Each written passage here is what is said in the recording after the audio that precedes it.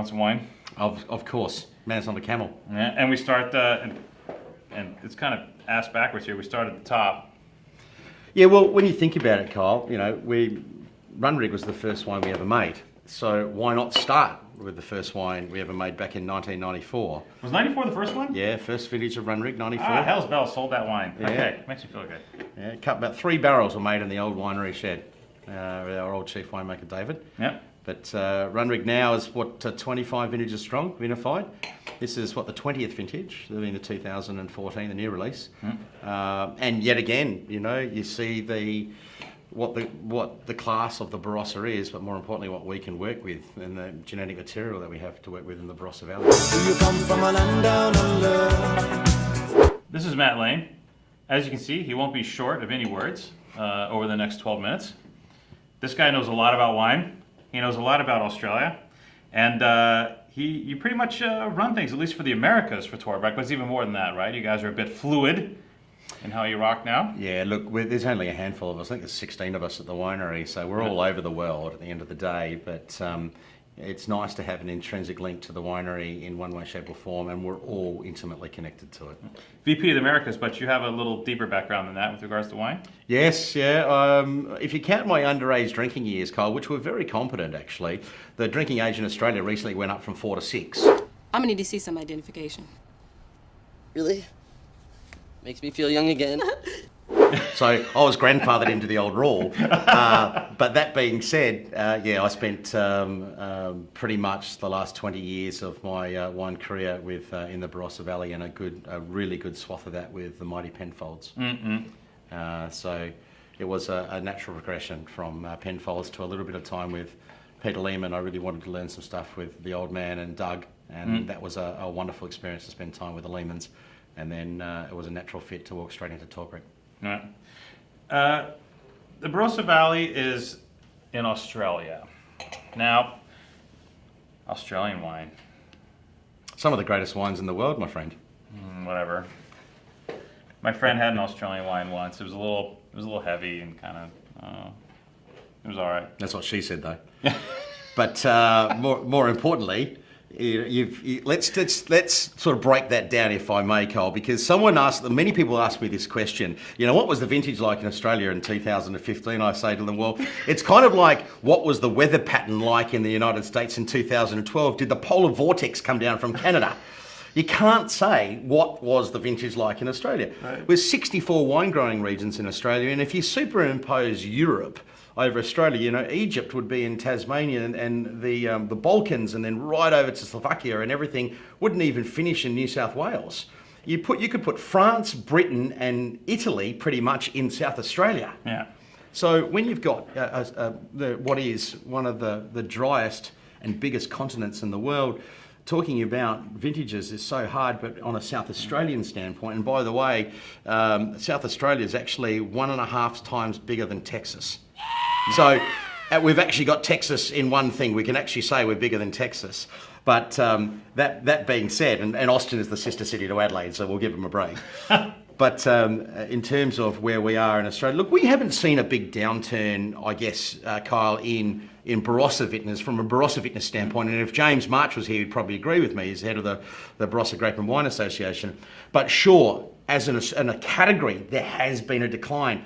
But you've also got to remember that category was actually driven more on FX and currency rather than wine quality. Sure, there was, Chateau de Cardboard and Chateau de Roadkill and so on and so forth that hit the market over the years, and that did bring the category down. But what a lot of people don't get is that when the GFC hit back in 2008, when the GFC hit, some currencies just exploded throughout the world, and for a good and a bad thing.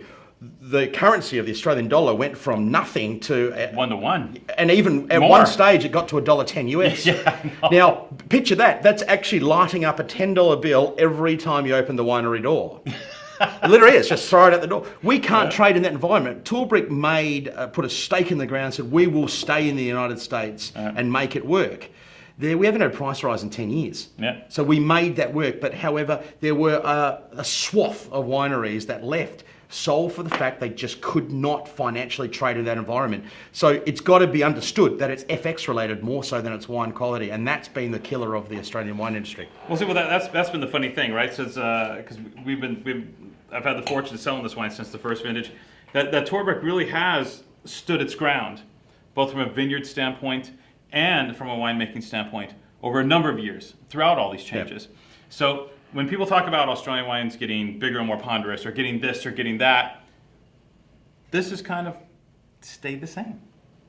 Well, one could argue, and that's a very salient point, and I appreciate you saying that. But the other thing too, that, dare I say this sort of on a sort of clinical standpoint, but there's a recipe to making great wines. And that recipe to making great wines is solely one very simple word: vineyard. Great wines are made in vineyards.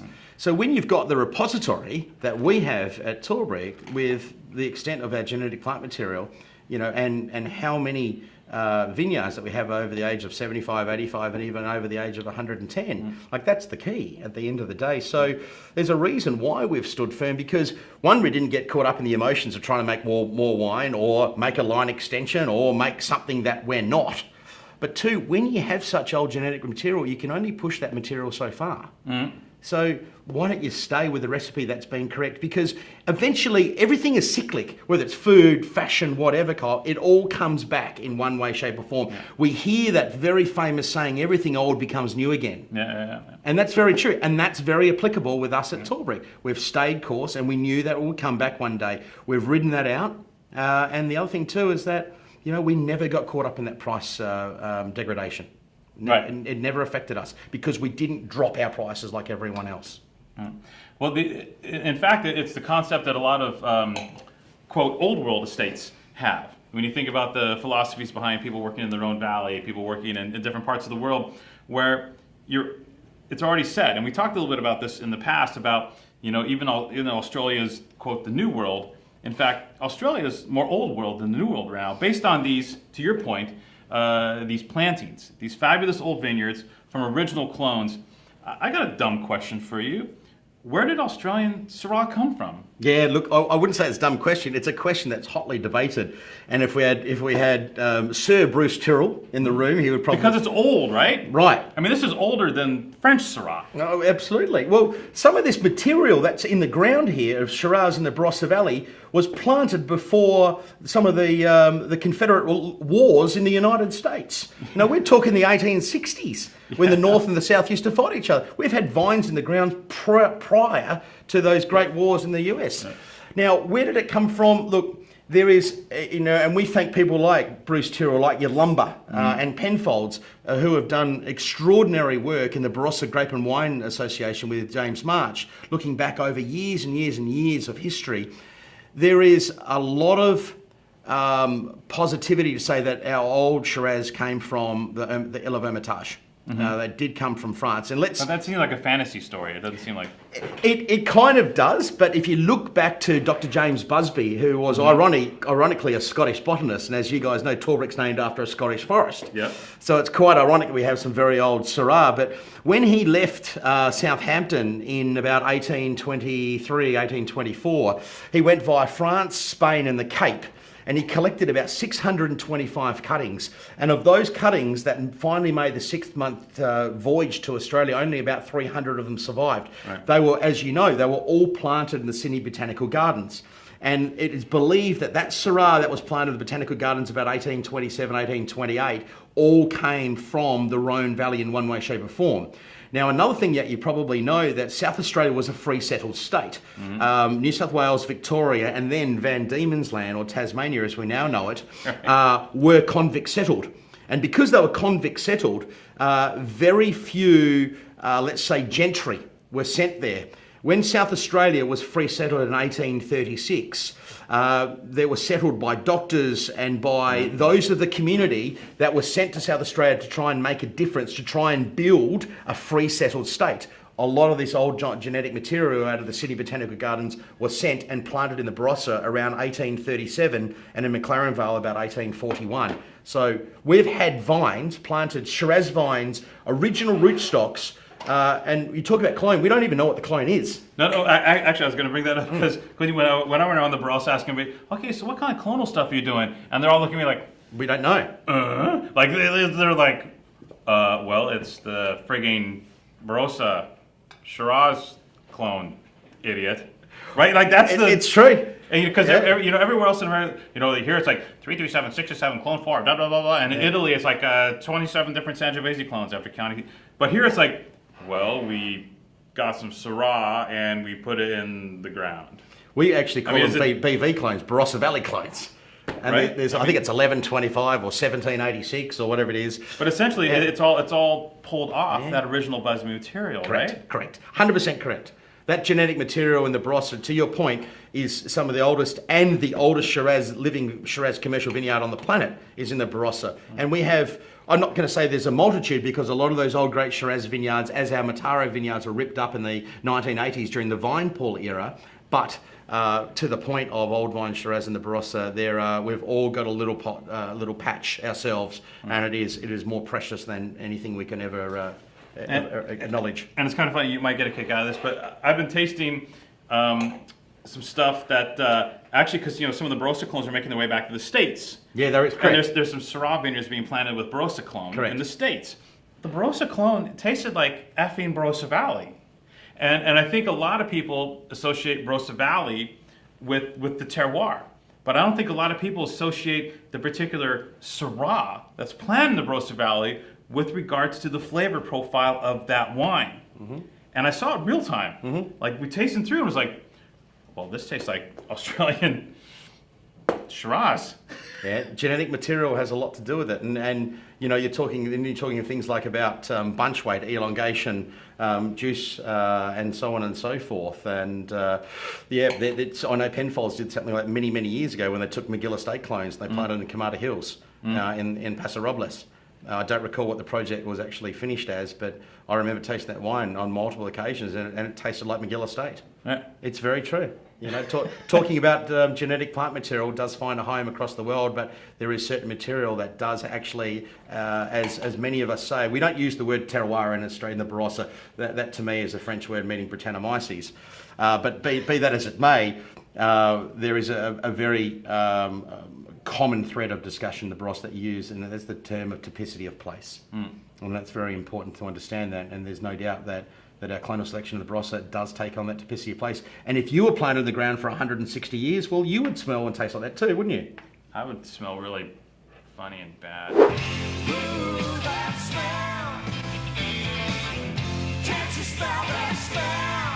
Why is, okay, let's move to this one with the black label on. Yeah. Because this is like really expensive and fancy. Like this is already expensive and fancy. This is like really super duper triple expensive and fancy.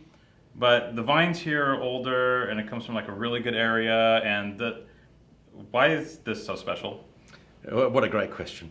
And you have to answer it like I can answer it in a political way if you want me to. I'll dance around the whole question.